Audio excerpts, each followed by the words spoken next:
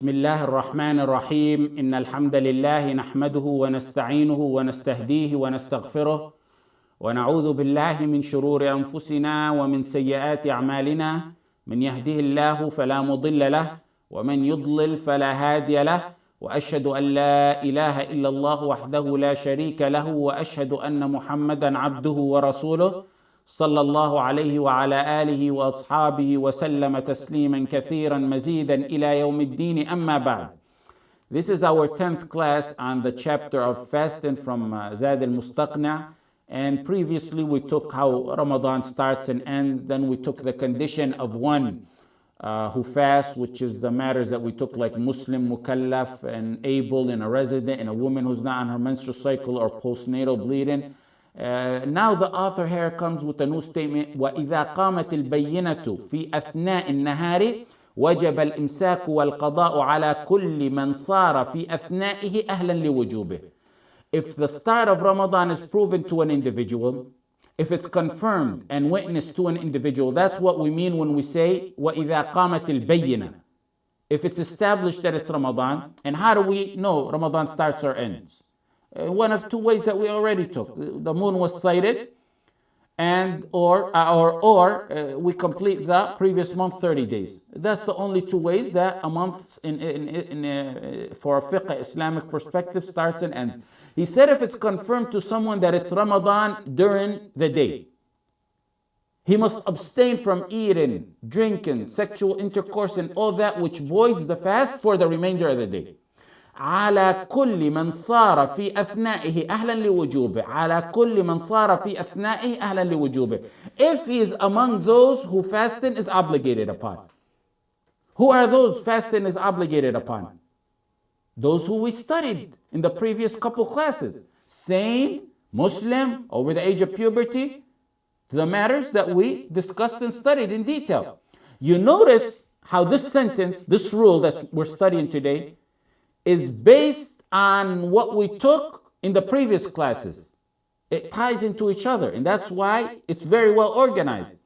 He said if Ramadan is confirmed to you, how's Ramadan confirmed? We already spent some classes on that, the moon sighted, or we complete 30 days. Then the next sentence says, if you're among those who fasting is obligated upon.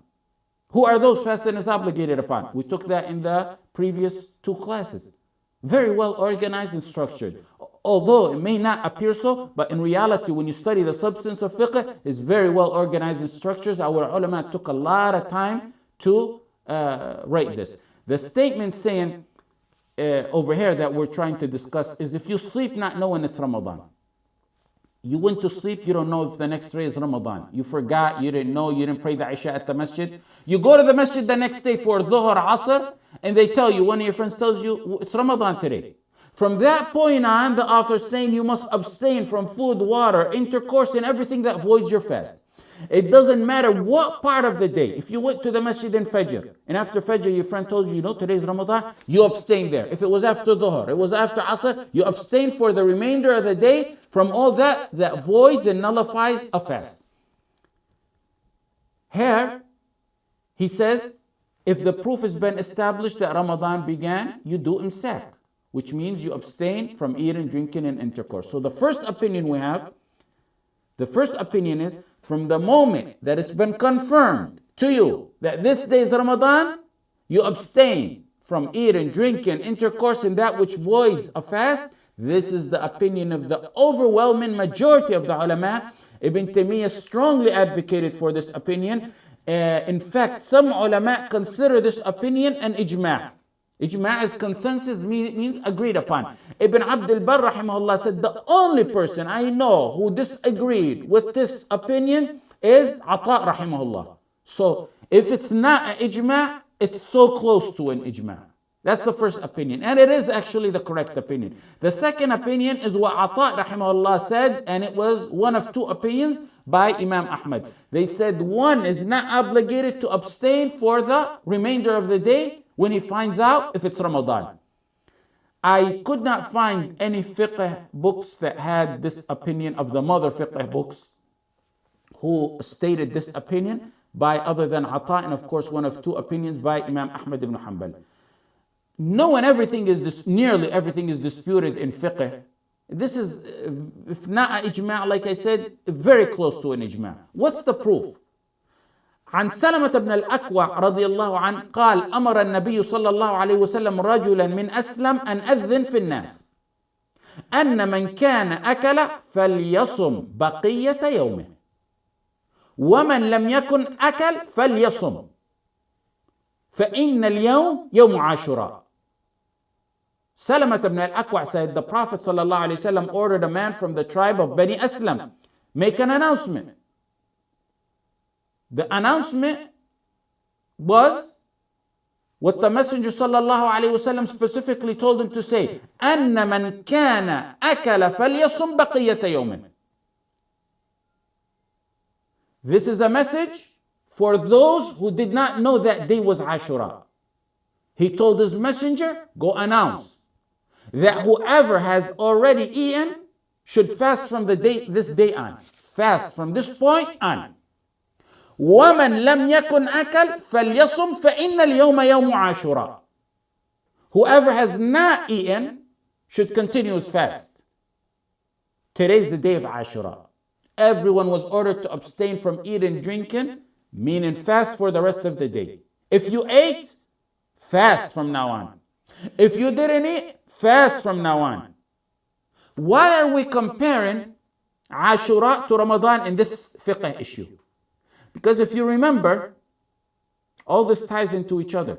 If you remember, in the start of the classes, maybe I think it's the second class, we said that Ashura was wajib. Ashura was the replacement of Ramadan. Ashura was fard, wajib back then, like Ramadan is today.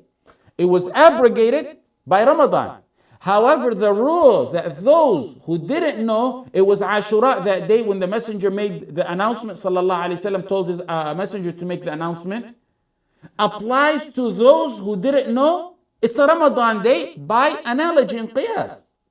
You're in the same status as those who found out it was Ashura back in the days when it was wajib.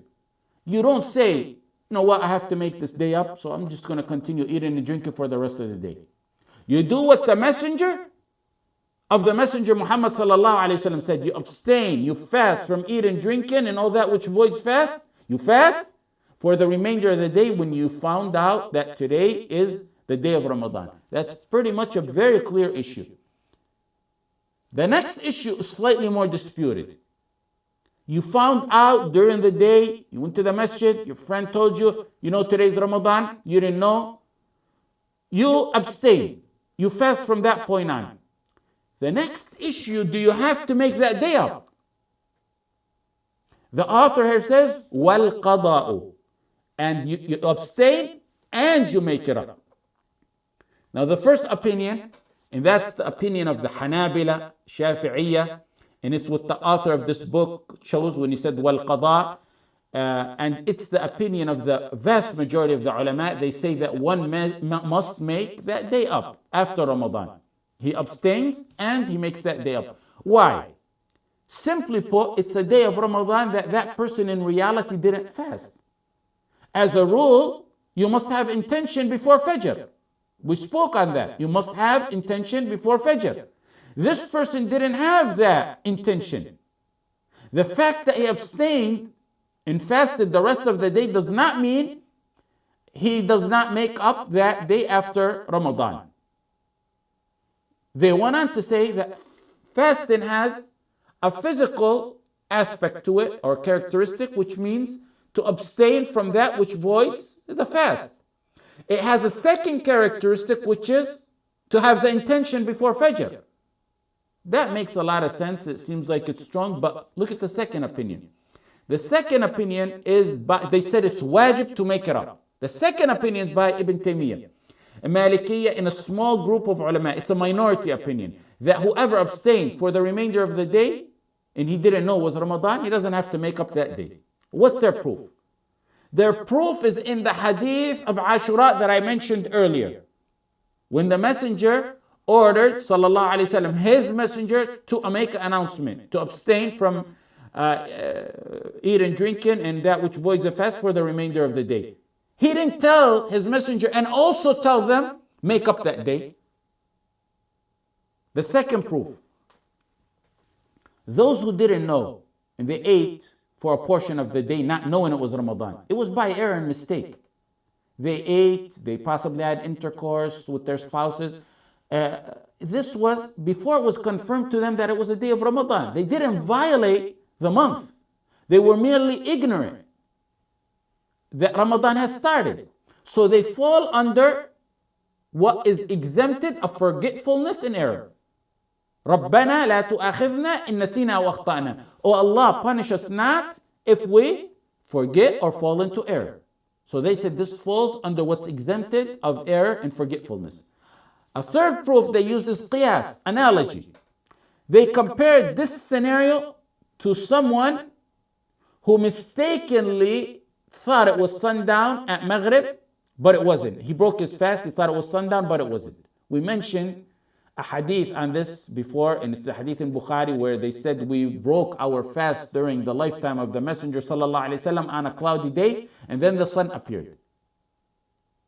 They broke their fast because it was very cloudy, it got dark. They thought it was Maghrib, they thought it was sundown. It turns out it was just a cloud passing by. The sun resurfaced after the cloud went away.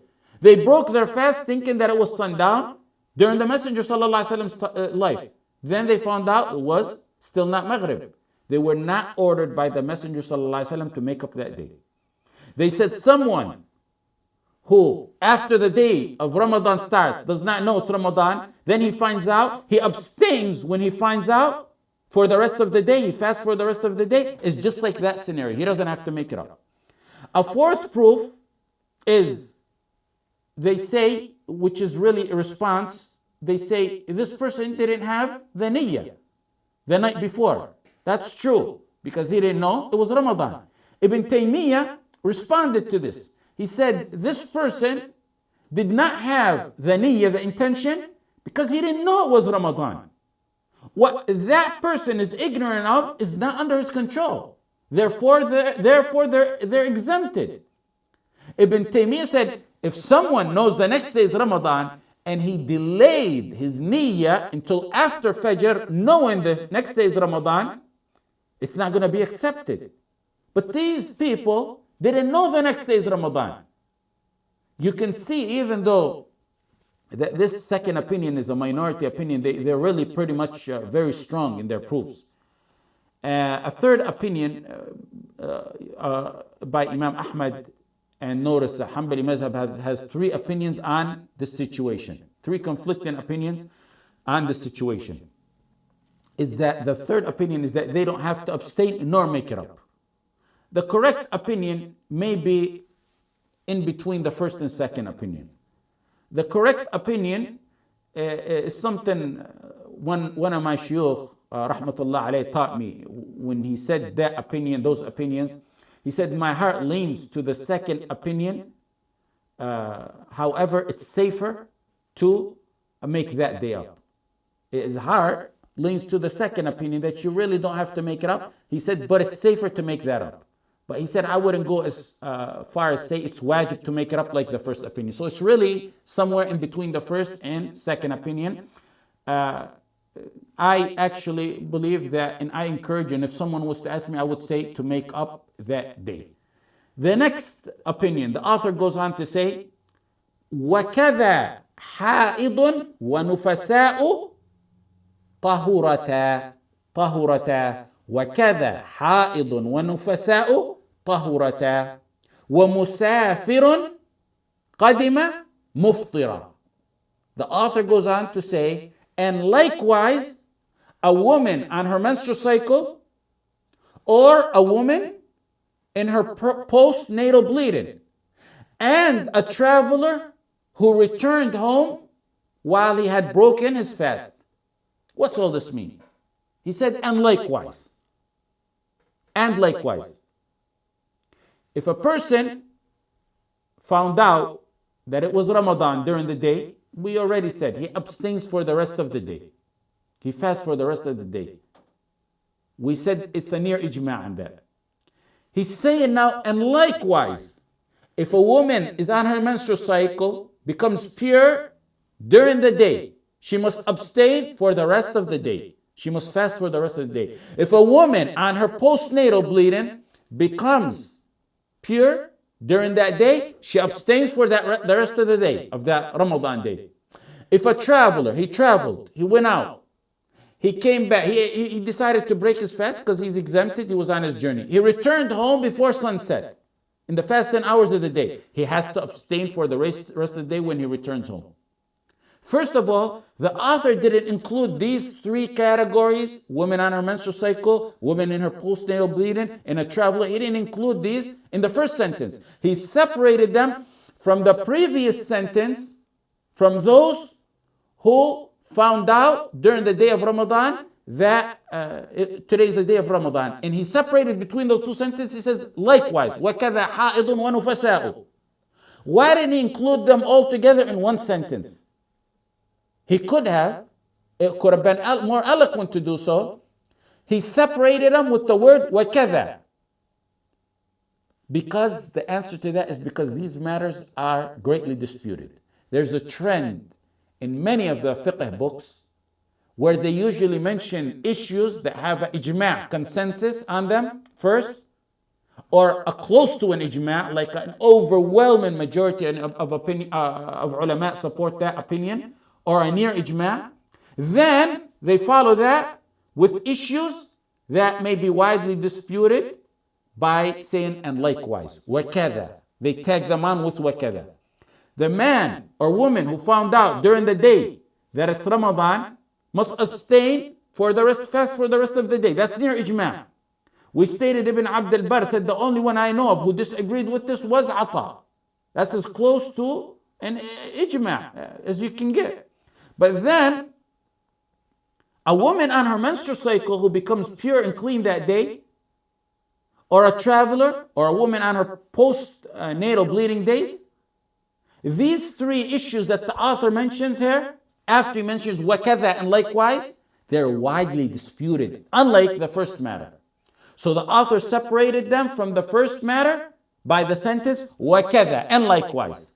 He separated those three conditions from one who finds out during the day that it's Ramadan by saying وَكَذَا, because these three issues are widely disputed. Now let's talk about these three categories, three issues. A woman on her menstrual cycle, a woman in her after her postnatal bleeding, and a traveler who returns home. A woman on her menstrual cycle or postnatal bleeding becomes pure at dhuhr. Dhuhr, she's finished. The bleeding is done, and she takes a shower, she's clean.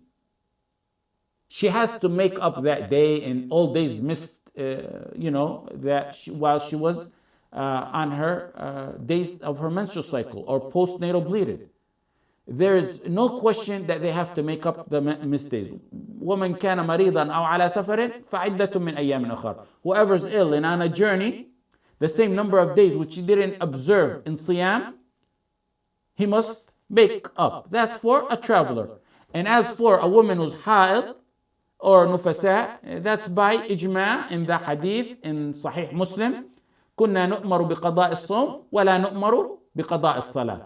Aisha said, we were commanded to not make up the prayer, but we were commanded to make up the fasting.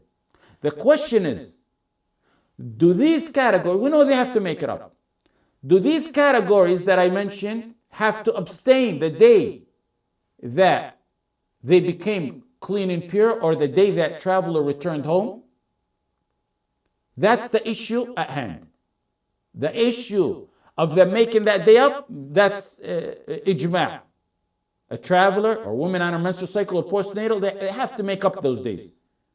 Now the first opinion, according to Abu Hanifa, in one of two opinions by Imam Ahmad, chosen by the author of this book, and the madhab of the Malikiyya, is a woman on her menstrual cycle or postnatal bleeding day, when she becomes pure of that, she has to fast for the remainder of that day in honor of that day, since she could not do an entire wajib, which is fast the entire day. She can do a partial wajib by fasting the remainder of the day when she is pure. They also said the woman or traveler who were exempted from fasting that day for an excuse, the excuse is no longer there, so they must abstain. That's the rationale behind that. The second opinion is one of two opinions by Imam Malik and one of two opinions by Imam Ahmad. And it's the opinion of Imam Shafi'i, that a woman does not need to fast or abstain for the remainder of that day when she becomes pure. As long as, of course, what we mentioned before, she doesn't do it publicly. This opinion said, first of all, they were permitted to eat in the start of the day, so they can eat and continue eating for the rest of the day. Also, they said there's no benefit in them abstaining for the rest of the day, fasting the rest of the day. Someone who didn't know it was Ramadan, and they found out, and he fasted, some ulama say, when he fasts the rest of the day, he doesn't need to make it up. We said, it's safer to make it up. Here, a woman on her menstrual cycle or postnatal bleeding, or a traveler who returned home, there's no dispute that says they don't make it up. It's by ijma' that they must make it up. So the ulama here are saying there's no benefit in them fasting the rest of the day. The fact that she needs to make up that day regardless, and the fact that the traveler returned home needs to make up that day regardless, makes fasting the remainder of the day futile and useless. And a third, and a strong proof, is what is narrated in Ibn Abi Shaybah, that Ibn Mas'ud radiallahu anh said, "Man akala awwal al-nahar, falyakul akhirah." Ibn Mas'ud said, whoever eats in the start of the day, like in scenarios that we mentioned, then he can eat throughout the day, to the end of the day. And this is the correct opinion. A woman who's on her menstrual cycle or postnatal bleeding becomes pure during that day, at Dhuhr, Asr, or right before Maghrib, she does not have to abstain or fast for the rest of the day. A traveler who returns during the fasting hours to his home and family, and he decided on his journey to break his fast, and now that he's home, he doesn't have to abstain for the rest of the day. Of course, we stated before that this should be done in secrecy, in respect to the Ramadan and to Muslims, and also to avoid being accused. So, for example, a scenario that I can give you: if a husband returns from a journey, he broke his fast on. He decided to break his fast because he is excused. And a wife at home that day became tahira, pure from her menstrual cycle. They can have sexual intercourse that day of Ramadan. It's halal and there's no kaffara. I read a rule some fuqaha stated, which I very much like on this matter. And they said, whoever breaks their fast for any legitimate reason, then that reason happens to go away during the hours of fasting, they don't have to abstain the remainder of that day after the reason they were allowed to break their fast for goes away.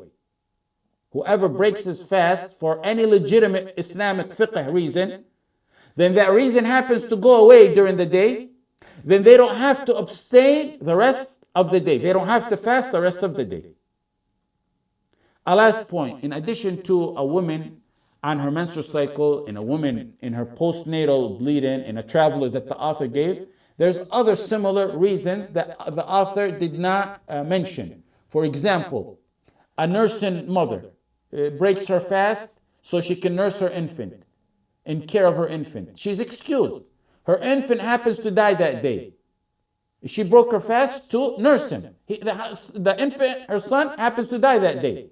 She doesn't have to abstain for the rest of that day. Another scenario, the reason is whoever breaks his fast for a legitimate reason, then that reason goes away during that day. They don't have to abstain for the rest of the day. The rule that I gave you. Another scenario, more practical, and the author, I'm not sure why he didn't mention it. Person who's ill. He broke his fast because he's ill. He's exempted. After Asr, he's as healthy as can be. The fever or whatever he had went away. He doesn't have to abstain for the rest of the day. Why? We told you. Whoever breaks his fast for a legitimate reason, then that reason goes away during the day. Now he's cured. He doesn't have to abstain. And we mentioned to you the statement that Ibn Mas'ud radiallahu anh stated in Musannaf ibn Abi Shayba. So that's the opinion on this matter. جزاكم الله خيرا وصلى الله على سيدنا محمد وعلى آله وصحبه وسلم.